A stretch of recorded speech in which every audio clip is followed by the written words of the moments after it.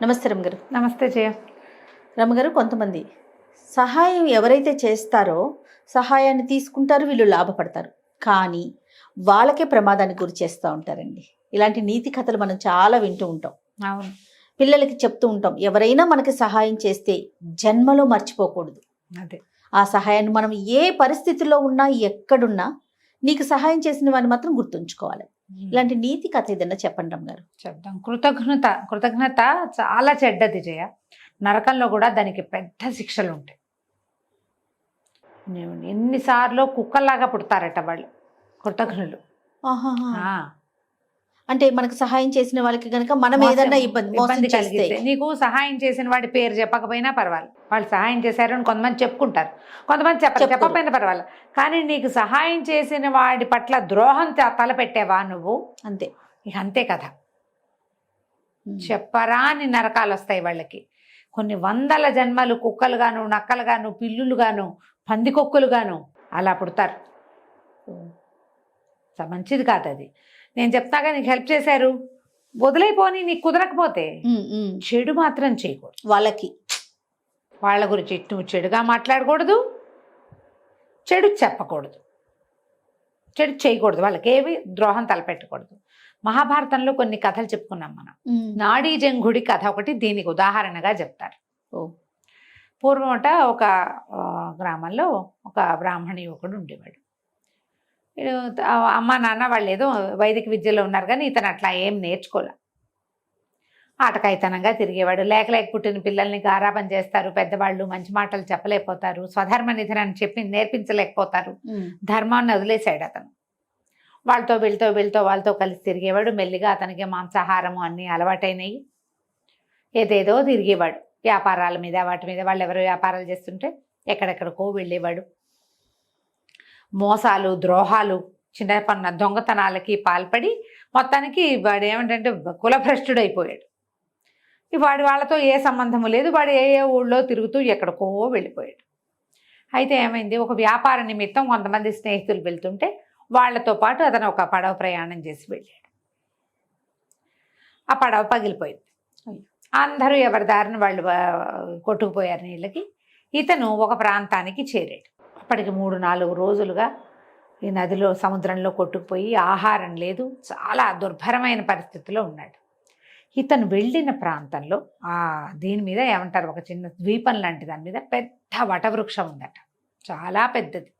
ఎంత పచ్చగా, ఎంత ఆహ్లాదంగా ఉందో అక్కడ నాడీజంఘుడు అనే బకరాజు నివాసం ఉండేవాడు. కొంగ, అతిపెద్ద కొంగ, పురాతనమైనది. ఇది కృతయుగం నాటి కథ. ఈ బకరాజుకి విధాతతో స్నేహం, బ్రహ్మదేవుడికి స్నేహితుడు. అబ్బా, అద్భుతమైన ధర్మాన్ని నిర్వర్తించే రకం అతను. రాజధర్ముడు అని పిలిచేవాడు. నాడీజంఘుడైతే అతని ధర్మాలకే రాజు అతను. ఆ వైపుకి వెళ్ళిన వాళ్ళకి సహాయం చేయకుండా ఎవరిని ఎప్పుడు పంపించేవాడు కాదట. అయితే ఈ సుమంతుడు అనే యువకుడు, కులభ్రష్టుడైన వాడు, ఆయనకు కనిపించాడు ఆ నాడీజంఘుడికి. అతను, అయ్యో ఇంత అలసిపోయావు నాయన, బ్రాహ్మణని తెలుసుకుని, నీకు కులభ్రష్టుడైన బ్రాహ్మణ తేజస్సు ఏదో కనపడుతుంది, జంధ్యం ఉంది. పేరు అడిగేటప్పుడు ఇప్పటిలాగా మనం ఏ ఊరు అడుగుతాం, కానీ కులాలు అడగటం ఈనాటి పద్ధతి కాదు. పాత రోజుల్లో అడిగేవాళ్ళు, ఏ జాతికి చెందిన వాళ్ళు అని అడిగితే వీళ్ళు మన గోత్రనామాదులు చెప్పుకోవటం ఒక పద్ధతి. గోత్రనామం వినంగానే బ్రాహ్మణ యువకుడని తెలుస్తుంది కదా. ఆయన తీసుకొచ్చి తన పెద్ద రెక్కలతోటి బాగా విసిరి అతని శ్రమ అంతా పోగొట్టి చక్కటి పళ్ళు గిళ్ళు ఆహారంగా ఇచ్చి సంతోషంగా తన దగ్గర అట్టు పెట్టుకుని రాత్రి ఉంచుకున్నాడు. మర్నాడు పొద్దున ఏమన్నాడంటే, నాయనా, నేను నీకు ఆహారాన్ని ఇవ్వగలిగా, అలసట తీర్చగలిగాను. బాగా ముందుకు నడిచి వెళ్తే మధువ్రజం అనే ఒక పట్టణం ఉంది. దాని రాజు అయిన విరూపాక్షుడు రాక్షసుడు, కానీ నాకు అత్యంత ప్రీతిపాత్రమైన స్నేహితుడు. అతనికి బ్రాహ్మణ భక్తి ఎక్కువ, బ్రహ్మదేవుని పూజిస్తాడు. నువ్వు అక్కడికి వెళ్తే నీకు కావలసిన ధన సహాయం చేస్తాడు. అది తీసుకుని ఇంటికి వెళ్ళి నీ జీవితాన్ని నువ్వు గడుపుకుందువు కానీ, ఓకే అని చెప్పేసరికల్లా ఈ సుమంతుడు సరేనని ఆ మధువ్రజానికి వెళ్ళాడు. వెళ్తే రాక్షసులు నాడీజంఘుడి దగ్గర నుంచి వచ్చాడని ఈ సైనికులు వాళ్ళు తీసుకుపోయి రాజుగారి దగ్గర ప్రవేశపెట్టారు. అతను మహాధర్మపరుడు, ఆ విరూపాక్షుడు దానపరుడు. వ్యక్తిని చూడంగానే గుర్తుపట్టే రకం వాడు. నాడీజంగుడు మనుషుల్ని మాత్రమే గుర్తిస్తాడు. వాడి కులభ్రష్టత్వము, వాడి దుర్మార్గత్వము నాడీజంగుడికి అక్కర్లా. అంత అద్భుతమైన వాడు. ఇతను అట్లాంటి వాడు కాదు. ఈయనకి దానపరుడు, ధర్మపరుడే, కానీ వ్యక్తుల్లో ఉన్న ఆ దుర్బుద్ధుల్ని వాటిని ఇతను కనిపెట్టగలడు. ఈయనకి నచ్చల అతను. వీడు కులభ్రష్టుడని, పద్ధతి లేనివాడని, సరిగ్గా లేడని ఆయనకు అర్థమైంది. అర్థమైనా కూడా నాడీజంగుడు పంపించాడు. రాజధర్ముడు ఊరికే పంపడు కాబట్టి ఏదైనా ఇవ్వాలని భావించి ఏం చేశాడు, కొంత ధనము అవి ఇప్పించాడు. ఆ పూట ఏదో చిన్న ఆతిథ్యం అన్యమనస్కంగానే, ఆసక్తితోటి, బ్రాహ్మణ సేవా నిరతితోటి చెయ్యల.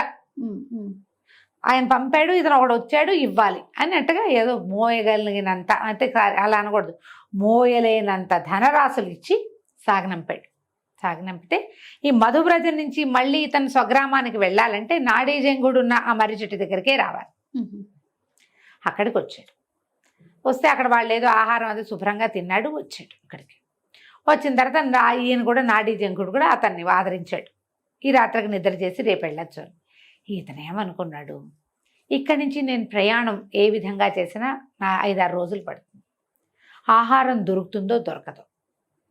ఈ కొంగ మంచి బలంగా ఉంది, ఓకే, కండబట్టి ఉంది కదా, కొంగను చంపేసి మాంసం పట్టుకెళ్దాం అనుకున్నాడు. చూసారా, తనకి ముందు 2 రోజుల ముందు చచ్చేందుకు సిద్ధంగా ఉన్న తనకి ఆహారం పెట్టి, రెక్కలతో వీవెన విసిరి, పళ్ళు పెట్టి, పడుకోబెట్టి, మనిషిని చేసి నిన్ను బతికించి నీకు ధనం సంపాదించుకునే మార్గం చెప్పిన వాడిని నువ్వేం చేయాలి? కొంగని కొంగగానే చూశాడు. ఏం చేశాడు, చంపేశాడు. రెక్కలు అవి అన్నీ తీసేసి మాంసాన్ని పోసిన పెద్ద కొంగ మాంసాన్ని ఒక మూటలాగా కట్టుకుని దాన్ని భుజాన్ని వేసుకుని ఈ ధనపు రాసుల్ని కూడా మోసుకుంటూ వెళ్ళిపోయాడు. ఇక్కడ వీళ్ళకి ఏం అలవాటు, నాడీజంగుడి దగ్గర నుంచి ఎవరైనా గెస్ట్ వస్తే వచ్చినట్టు మధువ్రజానికి, లేకపోతే 2 రోజులైతే నాడీజంగుడే వస్తాడు. ఓహో, కబుర్లు చెప్పుకుంటారు. సాయంకాలాలు కాసేపు వచ్చేవాడు. వీడు బయలుదేరి వెళ్ళిపోయాడు. ఈయన నాడీజంగుడిని చూసి 2 రోజులైంది. ఏమిరు మనిషి రాలేదు, ఎవరు రాలా ఆ పక్క నుంచి, కనీసం కొంగ పిచ్చిక అయినా వస్తాయి, నాడీజంగుడు రాలేదు అని ఆయనకి ఏదో అపశకునంగా అనిపించడం మొదలుపెట్టింది విరూపాక్షుడికి.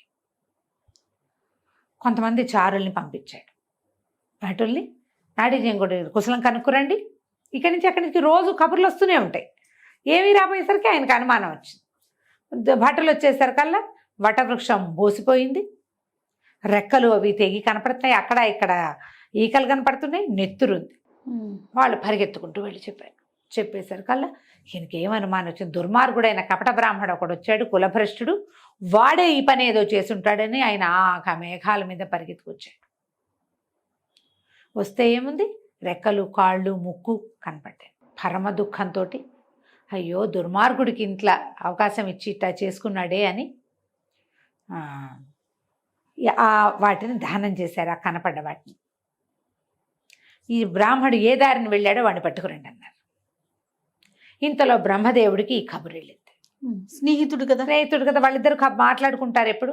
వాడిని పట్టుకొచ్చేసారు సుమంత్రుడు, సైనికులు వెళ్ళి పట్టుకొస్తే ఈయన ఏమన్నాడంటే, వీడిని చంపి ఆహారంగా తినండి అని భటులకు చెప్పాడట విరూపాక్షుడు. రాక్షసులకి, వాళ్ళు రాక్షసులు నరమాంసం తింటారు కదా, చీచీ వీడు కృతఘ్నుడు, వీడి మాంసాన్ని మేము తినమన్నారు వాళ్ళు. కృతఘ్నుడైన వాడి మాంసాన్ని నరమాంస భక్షకులు కూడా తినరు ఆ కాలం. అది ముక్కలు ముక్కలుగా తరిగి కుక్కలకు ఆహారంగా వేయమంటే కృతఘ్నుడి మాంసాన్ని కుక్క కూడా ముట్టదు, కుక్కలు కూడా తినలేదట. ముక్క చెక్క తరిగేశారు. తరిగి మాంసాన్ని విసిరేస్తే కుక్కలు కూడా ముట్టుకోలేదు. వీడు కృతఘ్నుడు, వీడి మాంసం బాగుండదు, చెడు వాసన వస్తుంది, వాడు కృతజ్ఞత అందులోంచి బయటకు వస్తుంది. కుక్కలు విశ్వాసం గల జంతువులు కాదు, మరి అవి తినవట్టు. ఇంతలో విధాత బ్రహ్మదేవుడు వచ్చి ఈ నాడీజంగుడి ఇది చూసుకుని వాడి దగ్గర మాంసం కూడా దొరికింది, దాంతో దహనం చేశారు. ఆయన ఆ దహనం అయిపోయిన దాని మీద అమృత వర్షం కురిపించి నాడీజంగుడిని బతికించాడు.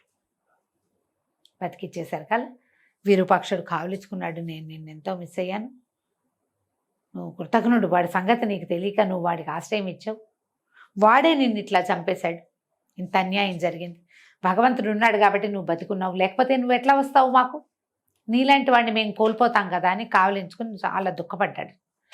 ఆ బ్రాహ్మడు ఏమయ్యాడో అని నాడీ జంకుడు అడిగితే వాడిని ముత్తరించి కుక్కలకు ఆహారంగా వేసాం. కుక్క కూడా ముట్టలేదు వాడి శరీరాన్ని, వాడి మాంసాన్ని అని విరూపాక్షుడు చెప్తే, అయ్యో అయ్యో బ్రాహ్మణ వధ చేసావా నువ్వు, మారడానికి వాడికి ఇంకొక అవకాశం ఇవ్వండి, వదలకూడదు, నువ్వు చేసిన పుణ్యమంతా పోతుంది ఒక బ్రాహ్మణ్ణి వధిస్తే. వాడు కులభ్రష్టుడైతే వాడి భ్రష్టత్వం వాడితోటే ఉంటుంది, వాడిని చంపిన పాపం మనకొస్తుంది కదా. అతన్ని బతికిచ్చి అతనికి ఒక అవకాశం ఇవ్వమని అడిగాడట. ఆయన చూడు ఎట్లాంటి వాడు, ఇంత చేసినా కూడా. అప్పుడు మళ్ళీ బ్రహ్మదేవుడి వరప్రసాదంతో సుమంత్రుడిని మళ్ళీ బతికించారు.